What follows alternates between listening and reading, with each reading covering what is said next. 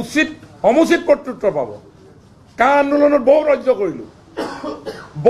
কৰিলোঁ 9 বছৰ এটা হিন্দু বাংলাদেশী দেখাব পাৰিলে নেকি? আমিতো ইলেকশ্যনত সুধিছোঁ গাঁৱে গাঁৱে, নালাগে ভোট।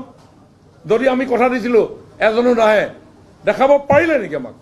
কিয় মিছা কথাৰে তোমালোকে বিভ্ৰান্ত কৰি আছে বাৰে বাৰে? গতিকে তেওঁৰ বিভ্ৰান্তত এতিয়াও সকীয়াই দিছোঁ, যিসকল এই দুষ্কৃতিকাৰীৰ লগত তেওঁলোক জড়িত হৈছে,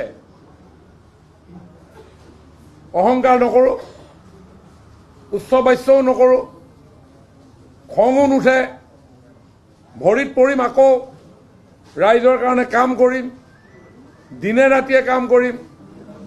কিন্তু অসমখনক লৈ কোনোবাই এনেকৈ ভণ্ডামি কৰি থাকিব জাতীয়তাবাদৰ নামত, ইয়াৰ পিছত কিন্তু সহ্য নকৰিম।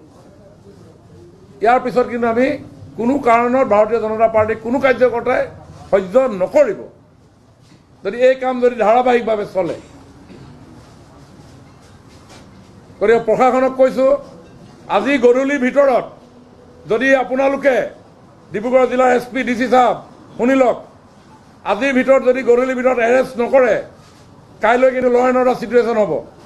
একদম হ'বই, কৈ দিছোঁ। SP DC ডাঙৰীয়া শুনি লওক।